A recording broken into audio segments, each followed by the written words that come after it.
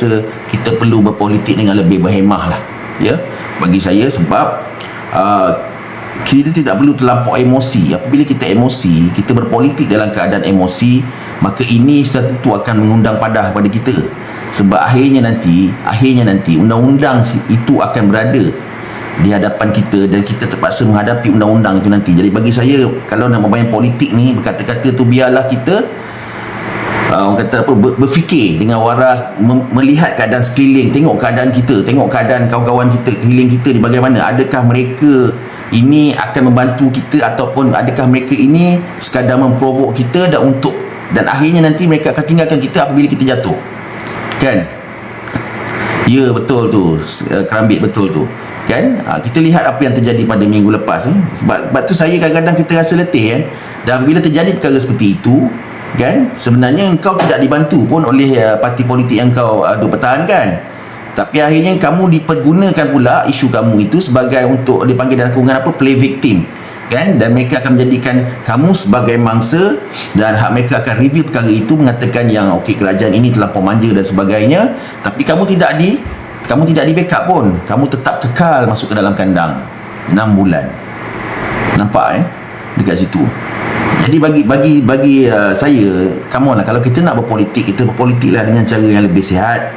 Tidak perlu sampai tahap nak emosi, sampai nak menyatakan ugutan bunuh, ugutan pukul dan sebagainya. Emosi sampai nak menyatakan ugutan bunuh, ugutan pukul dan sebagainya.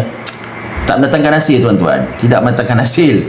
Ahli parlimen mereka berpolitik di dalam dan mereka berbahas di dalam Dewan Parlimen, dan mereka berbahas di pentas-pentas politik, kan? Tapi akhirnya kita tahu mereka sebenarnya antara mereka pun mereka berkawan, bersahabat baik, dan orang kata mereka hanya perkara politik mereka menjadikan sebagai satu karier je, kan?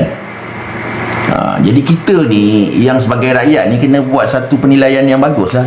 Kita kena cerdik lah, kan? Kita berbahas melalui fakta, melalui apa yang berlaku, dan kita berbahas melalui itu. Tidak perlu sampai mencaci maki, kan? Nak mengatakan itu dan ini. Kalau nak cerita pasal bohong, nak cerita pasal munafik ni, kan, semua orang akan menudingkan jari pada masing-masing. Kerana apa? Kerana tidak mungkin ada perkara-perkara yang tidak dapat memuaskan hati masing-masing. Mungkin orang yang A ni dia nakkan lebay, puak lebay mentadbir, dan mungkin yang puak B ni pula mereka nakkan Islam tapi mereka tak perlukan lebay, kan? Mungkin macam-macam pendapat, tuan-tuan, terutama dalam masyarakat Melayu. Saya orang Melayu, saya komen lah pasal orang Melayu, kan? Okey, jangan terlalu beremosi. Betul tu, tuan-tuan. Terima kasih kerana bantu saya menegur sahabat kita. Kalau emosi tak payahlah. Bagi saya, kalau kau orang rasa emosi, kau orang rasa kau orang terlampau mudah koyak, fragile, saya rasa tak payah kau orang keluar daripada live saya ataupun daripada mana-mana live politik dalam TikTok ini, bang. Dan saya rasa baik kau orang select TikTok kau orang mulai hari ni, kan? Pergilah kepada platform-platform yang cerita pasal makan, yang cerita pasal orang kata apa, jalan-jalan, pemandangan, cerita pasal mungkin pasal hadis dan sebagainya. Pergi pada platform-platform yang lebih selamat untuk minda korang, kan? Janganlah naikkan darah korang tu, terutama pada pakcik-pakcik, pakcik-makcik yang baru pencen tu, yang baru nak berjinak dengan politik tu, ya. Cuba kawal sikit perasaan tu, ataupun bukan yang pencen, mungkin yang dah otai sikit, yang umur, terutama yang berumur 45 tahun ke atas tu, janganlah emosi sangat. Dan yang muda-muda juga, tak payah kamu nak orang kata apa, nak menaikkan darah kamu, kan? Dengan terlampau emosi dengan semua isu yang berlaku. Tak perlu, muda-muda lagi, jangan sakit, dek. Tak perlu sakit, jangan kena darah tinggi free. Korang kena fikir orang lain ada yang naik darah, jutawan-jutawan naik darah sebab mereka menguruskan perniagaan mereka, tekanan, pressure hari-hari. Sekurang-kurangnya adalah hasil. Kita ni nak pressure lebih-lebih, kita nak naikkan darah kita semata-mata kerana isu politik yang tak kena dengan cita rasa kita, tak kena dengan kehendak kita. Buat apa, kan? Kita tidak bergaji pun, kan? Tapi cukuplah sekadar kita wasatiyah, kita bersederhana, dan kita cuba orang kata apa, memperjuangkan apa yang kita nak perjuangkan. Tetapi tak perlu sampai caci maki, sampai menghina. Tidak perlu sampai kita perlu membuat satu ugutan terbuka yang mana akhirnya kita akan dikenakan tindakan undang-undang, dan benda itu memang dah tentunya mendatangkan kerugian bukan pada kita sendiri, malahan kepada keluarga kita sendiri, pada anak bini kita.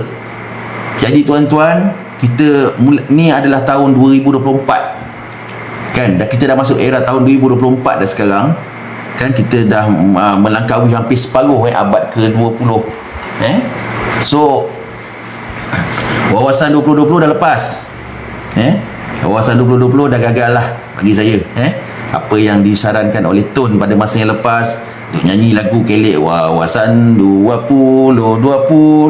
kan, benda tu tak payahlah, memang pandangan jauh untuk pihak dia rupanya rupanya wawasan 2020 tu untuk buat gerakan Sheraton kan kan jadi bagi saya benda tu dah lepas lah, let the gone be bygone, kita move on. Sekarang ni kita ada Madani, kita ada kerajaan perpaduan, kita jalan dengan kerajaan perpaduan Madani ni.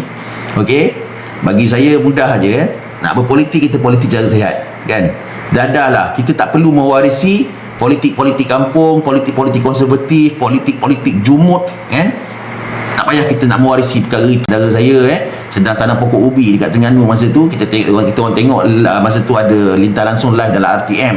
Saya ingat, saya terbayang bagaimana lori FRU masa tu ada anggota yang kena tembak masa tu tengah terbaring. Saya ingat masa tu itu adalah antara ingatan-ingatan saya semasa saya kecil dahululah tapi saya rasa zaman itu dah berlalu kan. Sekarang ni ada tahun 2024 kan, apakah kita perlu lagi nak buat gerakan-gerakan seperti itu kerana tidak dapat melampiaskan kehendak nafsu politik kita kan? Adakah perlu kita nak provoke orang yang sudah tentu ada setengah lebih daripada mereka mungkin jahil tentang politik, mungkin naif tentang politik kan, dan akhirnya kita menghasut mereka untuk melakukan perkara-perkara kekerasan seperti itu? Tidak perlu tuan-tuan.